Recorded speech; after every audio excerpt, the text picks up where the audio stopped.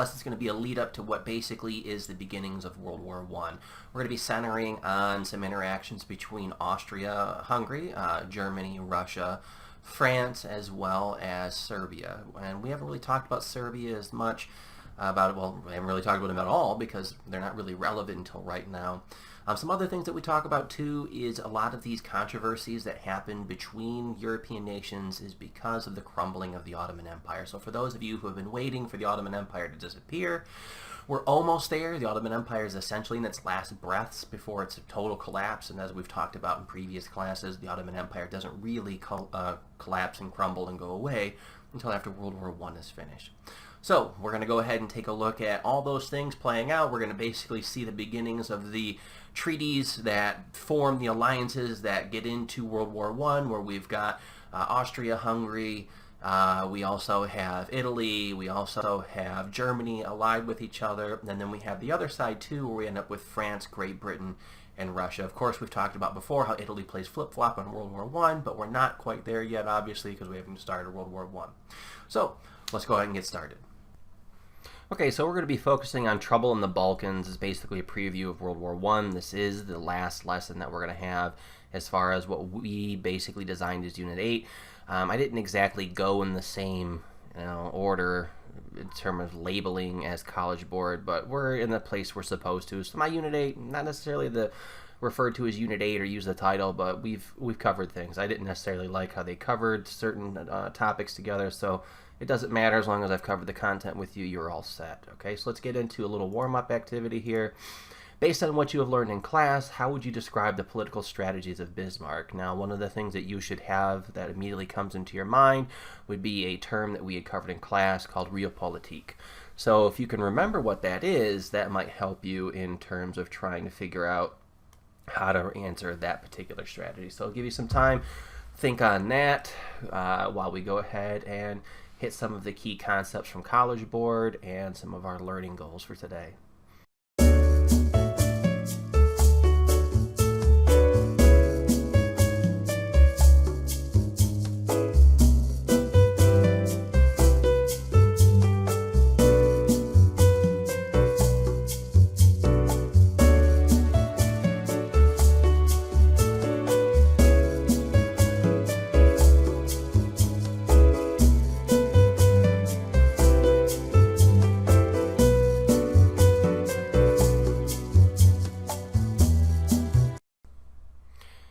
Okay, so some of the things we need to focus on is going to be this geographical area that we refer to as the Balkans. We're going to start off in 1876 here. And so basically all this territory that we're looking at right here is underneath the control of the Ottoman Empire. And we're seeing the beginnings of the crumblings of the Ottoman Empire. So for those of you even asked in the video, the Google Hangouts chat we did yesterday, is the Ottoman Empire all done for? We're almost there. Remember, I keep stressing, hey, it's not until the end of World War I that we see the Ottoman Empire go bye-bye. But we can see its weakened, fragile state in this early goings here in 1876. So some of the things that you need to be familiar with is there's something referred to as the Three Emperors League, and your textbook does not do a very good job of describing what it is or what it does. It's just basically referred to as a alliance of Austria, Hungary, Russia, and Germany. They don't really do anything together as far as anything major, and it doesn't actually stick around for very long because of the things that we're going to talk about shortly. So basically what happens in 1876 is you end up having a case where Serbia and Montenegro declare independence from the Ottoman Empire and lose.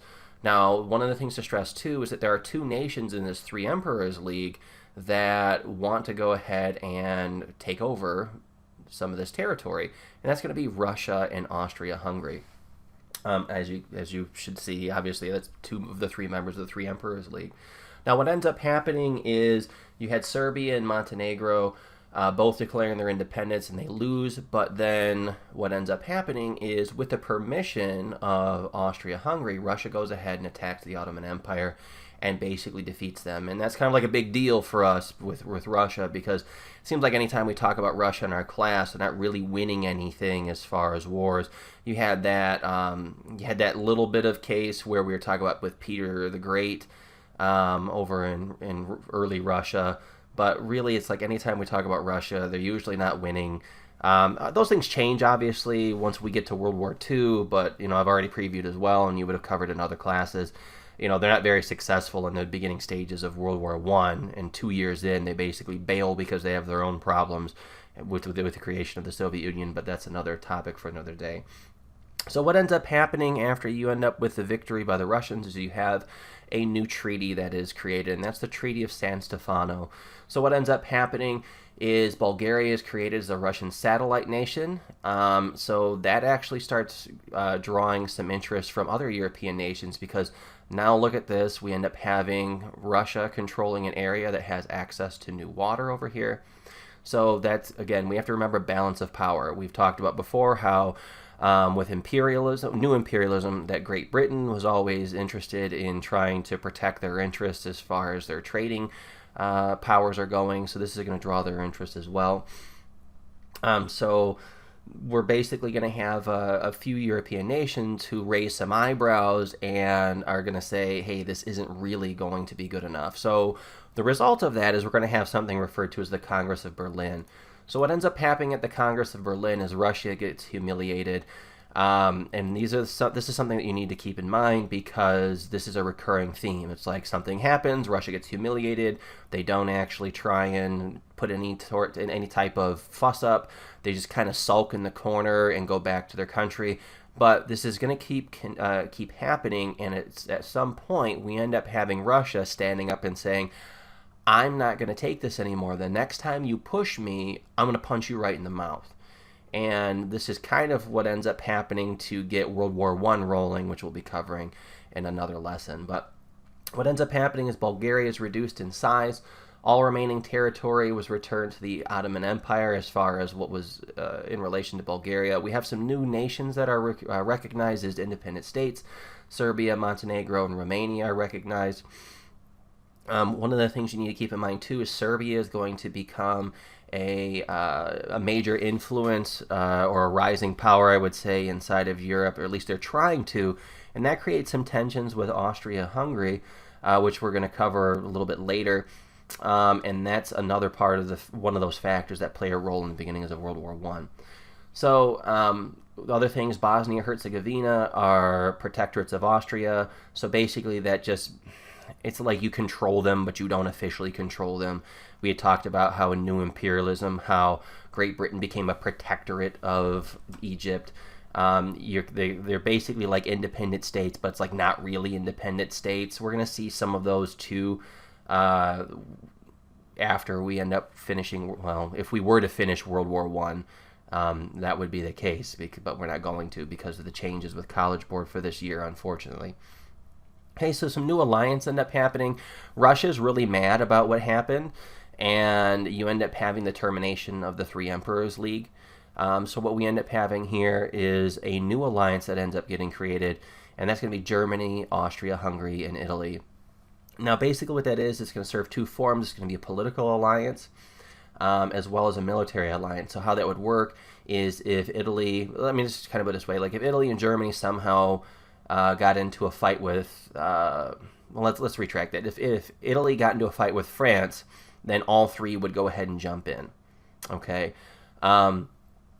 Or we could have it like this: if Britain were to get into a fight with Germany and Spain, who's not, shown on the map other than this geographical area that's not labeled, if those two nations got into a fight with Germany, Austria-Hungary, or Italy, then all three would kick in for that. But if it was like just Britain and Germany, it was like Germany was like 1v1 me, bro, like people like to do on Gears of War all the time, then we wouldn't have that military alliance kick in, because it has to be two or more, or just France. So we're kind of seeing like a big deal here with France being on the board.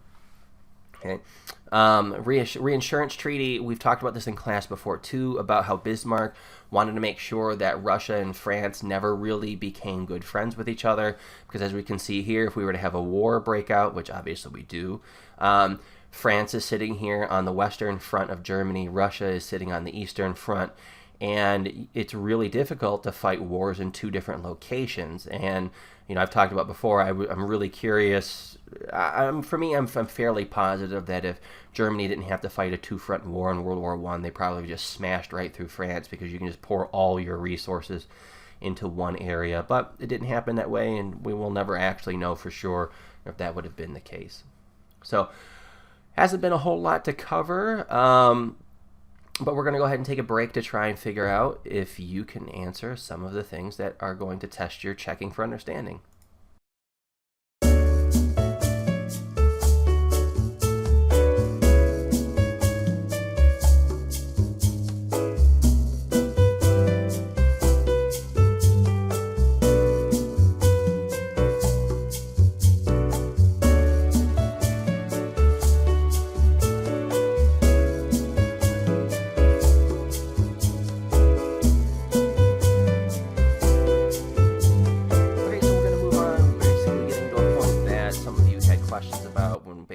I told you, hey, Bismarck's going to get fired at some point.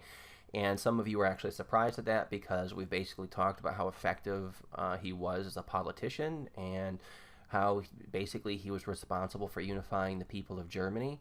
And apparently that's just not good enough. It's almost like a "what have you done for me lately" thing. Sort of. I mean, really what it comes down to is you're going to have a disagreement in terms of philosophy. So we've got Bismarck being fired. Well, I mean, it says dismissed, but that's basically the same thing. He wants to go in a new direction with foreign policy. If we recall back to some of the discussions I've had with you online and in class, is that basically Bismarck is not really interested in terms of imperialism and expanding into other areas. He does so, obviously, we discussed before too, because it's one of the ways that the tensions between the social classes end up coming together and uniting. But basically, William II says he wants Germany to take its rightful place in the sun. So Germany is essentially ramping up for wide-scale warfare at this time, it would seem like. So William II just drops the reinsurance treaty, and the thing that Bismarck had worked so hard on to basically secure the safety of Germany is basically thrown in the trash. In 1894, Russia and France become allies. So let's see some other things too that happen. Let me make sure. Yep. Okay, so Great Britain ends up becoming closer with France. So these are things that happen because of the direction of William II. We end up with the creation of the Triple Entente, which is Russia, Great Britain, and France. And as we talked about earlier, we were seeing basically the creation of the teams that are going to happen with World War I. So we talked earlier with the Triple Alliance in the video, where we had Austria, Hungary, Italy, and Germany taking on one side, which we can see right here. And then we have our new team here with Great Britain, France, and Russia. So that's basically like Team Red versus Team Blue going into World War I. Of course, we don't have the Ottoman Empire in here just yet. But that'll be something that we cover inside of our World War I lessons. And we were talking about with basically like deceiving people in our last lesson with imperialism. Europeans are very, very good at doing that. And they're really, really good at it in World War I too. We'll get to that as well, but it's kind of like a preview. It's like going to the remaining areas of the Ottoman Empire, and they're like, hey, you know what, if you go ahead and rebel, we'll go ahead and make sure that you retain your independence and that you're self-governing.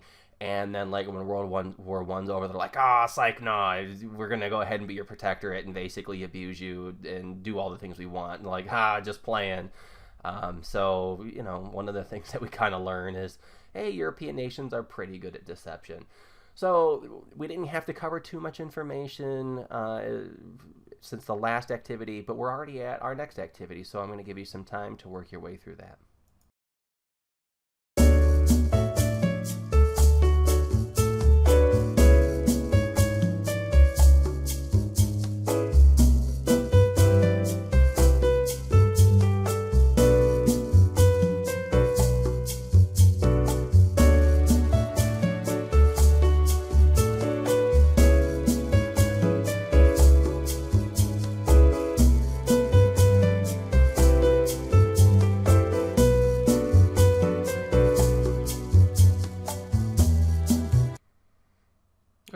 transition into our last activity, which is going to be, we're going to fast forward into the Balkans again. It's going to be 1908 now. Remember the last time we talked about that earlier in the video, we're looking at 1876, so we're looking at approximately 30 years into the future.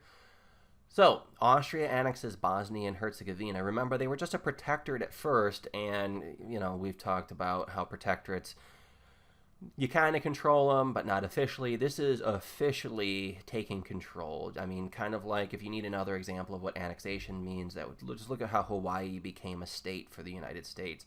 Is, yeah, you were basically a protectorate of Hawaii, and then you were just like, nah, dem mines, you're mine.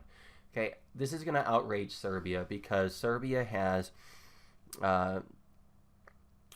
basically has intentions on trying to eventually unite those areas because they have Slavic people in there. And so basically what ends up happening is their dream of having this giant Serbian Slavic kingdom is dashed. Okay, and the reason why Austria-Hungary goes ahead and takes this initiative is because we've talked about a problem with Austria-Hungary before, is that they have so many different ethnicities within their territory, and they have a large population of Slavic people.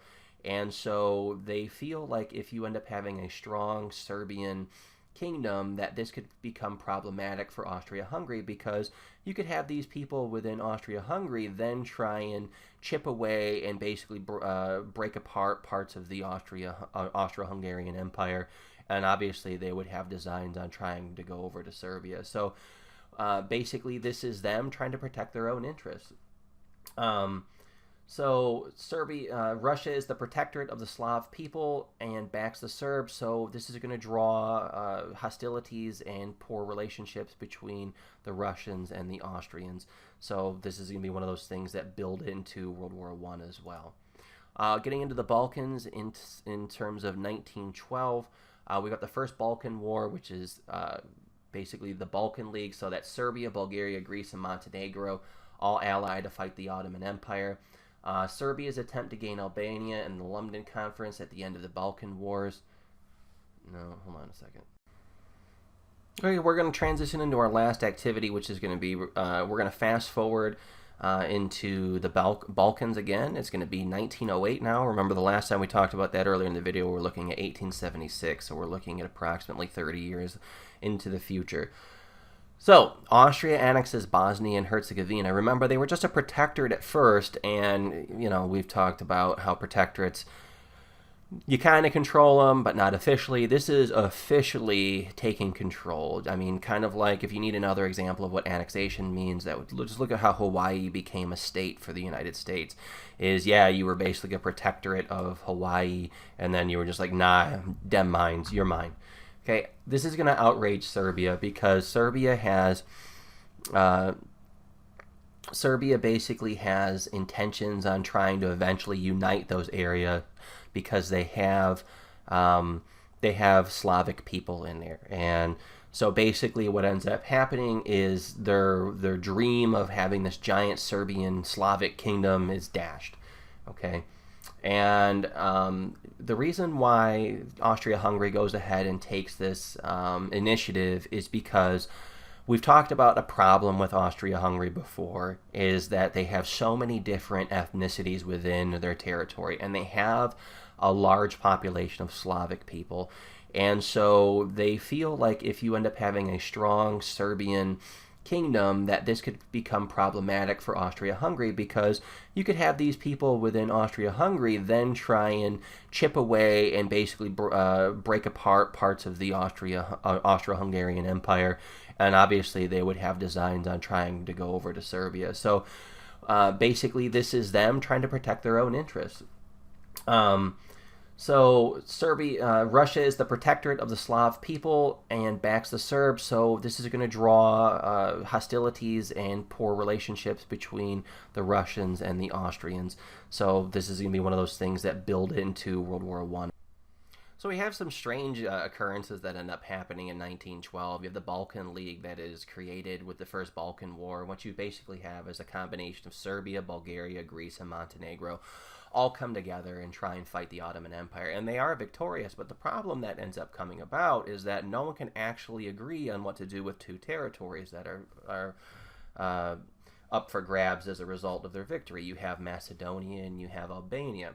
And so because they can't actually come to an agreement, you have something that to me is very weird, because you have the Second Balkan War that comes out, and you end up having Greece, Serbia, Romania, and the Ottoman Empire come together and fight Bulgaria. So it's like, to me, it's really weird. You basically have this group of nations that fight against the Ottoman Empire, then they can't agree and all turn on Bulgaria. I don't really know what the reasons for that is. Again, this isn't necessarily my expertise area, and your textbook doesn't really describe why it occurs anyways, to this degree.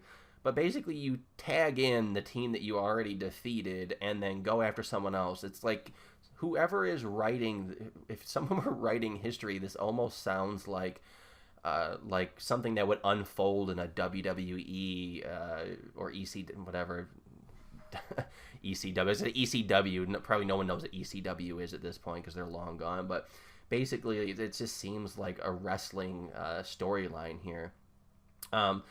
And what ends up happening, too, is that Serbia really, really wants to get a hold of Albania because they want a warm water port to the Adriatic, I believe it is. And so what ends up happening is that's basically blocked. So what you end up happening is you have the London Conference, which is basically arranged by Austria. It's supposed to sort out what happens at the end of the Second Balkan War. And instead of Albania becoming under the control of Serbia, Albania is basically created as an independent state. So again, we have more tensions arising between Serbia and Austria-Hungary. And basically what ends up happening is, if I recall, Germany basically gets involved too and says, you need to just go ahead and accept this, talking to Russia, because Russia backs the Serbian kingdom and says, if you don't back down, basically you're going to have to go to war with me. And keep in mind, this is 1912. This is 7 years after the Russo-Japanese War. Russia, if you can't beat Japan, who was basically a heavy underdog and surprised everyone by defeating the Russians, you're not going to want to go ahead and mess with one of the biggest European superpowers that are going on at this time. So Russia does back down, and this kind of goes into what we talked about earlier, where they take this attitude of, I'm going to back down right now, but this isn't going to happen again. The next time you end up wanting to take me on, you better get ready, because I'm going to punch you right in the mouth. And clearly that's what ends up happening in World War I. And what I laugh about is Russia can sit there and talk about how, we're going to go ahead and cause some ruckus. And when we cover World War I, Russia is just an absolute disaster as far as trying to accomplish anything. And it's such a disaster. That's what ends up, having their country fall apart. And it's not a laughing matter. But their country falls apart, and you end up with the Soviet Union. They were so bad as far as what they were trying to do. So let's go ahead and move forward here. We are moving into our last activity for checking for understanding. Well, not the last one. We always end up with a final check for understanding. But go ahead and see if you can figure that one out.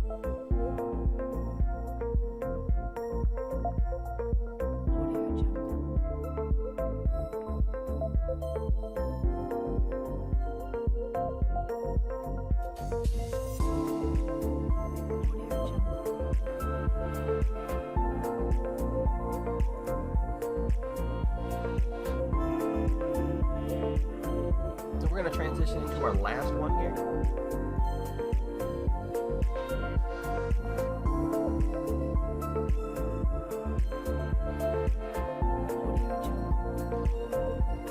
So like always, if you have any specific questions that you want me to address, put those in the comments below. If you liked the video, give me a thumbs up. If you didn't like it, obviously you're going to put a thumbs down. But instead of just putting a thumbs down, maybe put a comment on some things that could be improved, so that if you ever watch another video that you don't necessarily want to give a thumbs down. The that's going to do it for today. Try and put out some more videos on World War I in the next few days. So, again, if you have any questions, put them below, and I will respond to them as soon as I can.